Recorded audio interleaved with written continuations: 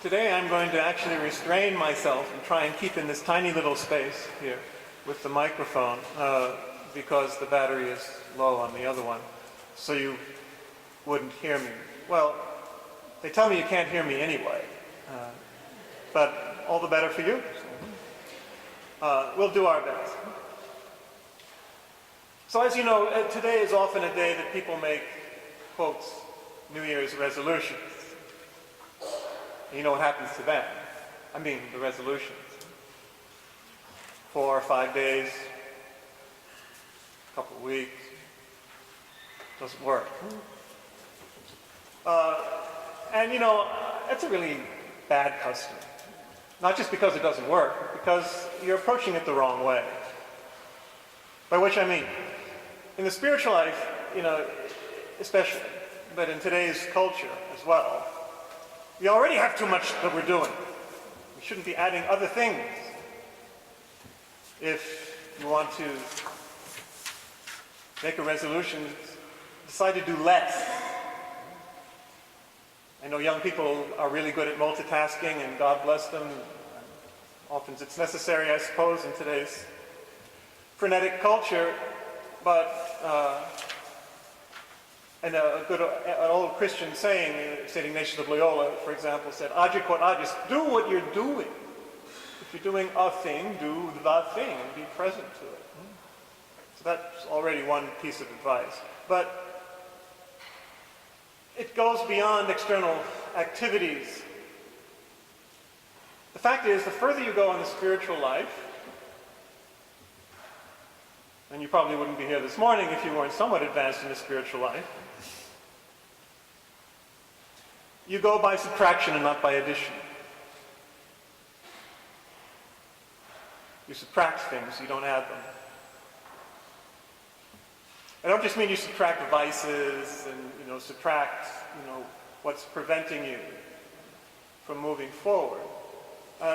Even sometimes good things. I don't just mean subtracting devotions, etc., but subtracting our way of thinking and our way of seeing. I don't know how aware we are. I mean, psychologists make this clear, but also the mystics. How aware are we of how much we project? Of how the way we've been trained to think and see and feel and to perceive and to categorize influences the way we see. I mean, it's almost inevitable. It's certainly inevitable if we don't focus on it and try to adjust it or remove it. But it can be both scary and rewarding if we try to subtract what we're projecting onto people, things, the world, even ourselves, the categories with which we look at ourselves through our own eyes. And above all, how we project onto God, the way we've been taught to see Him and to relate.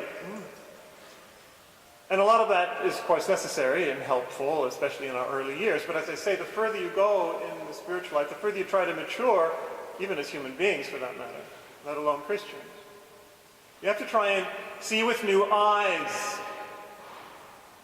And that's a very good New Year's resolution. To try and become aware, first of all, and then try to separate ourselves, free ourselves through deep prayer, and maybe through some therapy, whatever it takes, to, especially through deeper prayer, to separate ourselves from what we're projecting and try to be really, truly present to whatever is and whoever is present. One modern spiritual writer says, you know, we put so much attention on the real presence, you know, as we should, but presence works both ways. If we're not really present, well then what difference does it make if He is? We're not there. We're not profiting from it. But that's true of the way we deal with anyone or anything. Is it truly, do we allow it or them to be present to us? And do we enable ourselves, or allow God to enable us, to be present to them? Truly present. Which means empty of our presuppositions and projections and open to whatever message they, in their depth, in their beingness, their isness, want to bring us. To be unprotected and undefended, which is a big deal. It's hard, psychologically and spiritually. To really allow the message to come. So if we see a homeless person, for example, on the subway or on the street, do we immediately project or react in all sorts of knee-jerk ways? Or do we really allow that person, that image of God, that child of God, our brother or sister, to be present to us? Whether they speak to us or not, just being there, do we really allow that presence to be present to us and ourselves to be present to them? It could be a tree or a flower, or the same thing, or the way we see the world. How negative a view do we have of the world, and how much does that reflect us and not it? Because God's splendor is everywhere in the world, if we see deep enough. And also ourselves, God's splendor is in us. What kind of image do we have of ourselves? Some people will give the impression of being pretty full of themselves, where they're always talking. But you don't need very much sophistication to know that that's just a sign of insecurity, and you're not fooling anybody, maybe not even themselves. Most people, if not all people, have a very deep down, very negative and fearful, anxious view of themselves. I'm not good enough in this way or that way, or with God, or with my partner, or whatever. And that's a projection. That's a reaction of all sorts of stuff we've been taught, or that we've taken in from our culture, or from the way, we were formed, and continue to be formed, and we feel so inadequate in this world and before God. But that's a projection, and that's not who we deeply are. If we're truly present to ourselves, what do we find? Well, St. Paul tells us what we find in the second reading today. We're children of God. The Spirit is within us crying out, Abba, Father. God is our Father. God loves us. We are uniquely and specially created by God, uniquely and forever and profoundly loved by God, by Him, by our Father. And that's who we are. And we need to go deep down enough through prayer, through deep silent prayer, to be silent to God's silence in us, and experience. That's who I am. Wow, how wonderful. And you know when you experience it, you can't lose it. It can be covered over by all sorts of stuff, but you can't lose it. It's always there. And God is always there, giving you life and love and hope. That's what it means in the first reading, that blessing of Aaron, and the psalm as well. It uses the same words. May God let His face shine upon you and be gracious to you, and fill you with peace. That's what you experience. You experience God's face, the Father's face, shining on you. And you are, in fact, a reflection, a radiance, a spark of that divine light and life and love. That's what you experience. That's who you really are. When you're really present to yourself and to God and to the world, which all happens together at the same time, then you see God's face shining everywhere. On the homeless person, or whoever, or the flower, or the tree, or your own soul, or the whole universe. And He's gracious to you and gives you peace, and gives them peace, and trying to bring light and love and joy and peace into the world. That's why it's so wonderful that we have this World Day of Peace today, to realize that's the condition for peace in our hearts, and then from our hearts, that's where it has to start, from our hearts out into the world, to the community, to our families, and to the whole planet, when we actually feel wonderful about ourselves and the world and others, because we're all radiant with divine light and life and love. That's the deepest identity of everything and everyone, including ourselves. What peace does that not give us?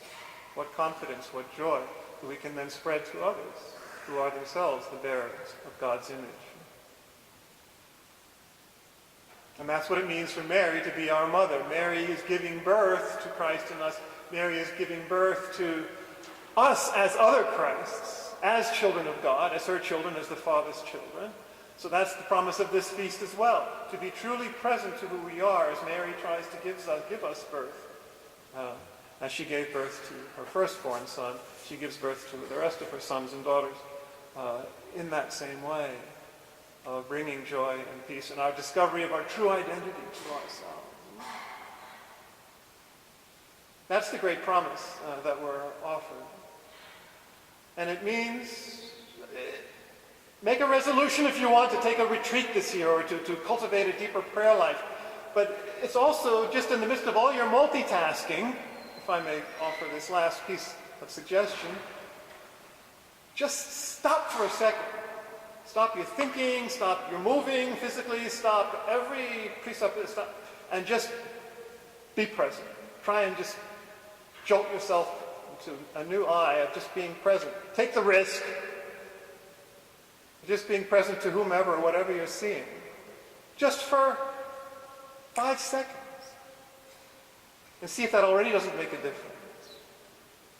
If it already doesn't inspire you to say, well, I think I want to move more in this direction. I want to silence all those voices that are telling me all sorts of stupid things about myself and everybody else and about God. And really, actually, be present. How liberating. How peaceful. How scary. Because you've got to let go of a lot of things. Subtraction, not addition. When we're naked before God, that's when we discover who we really are. How wonderful.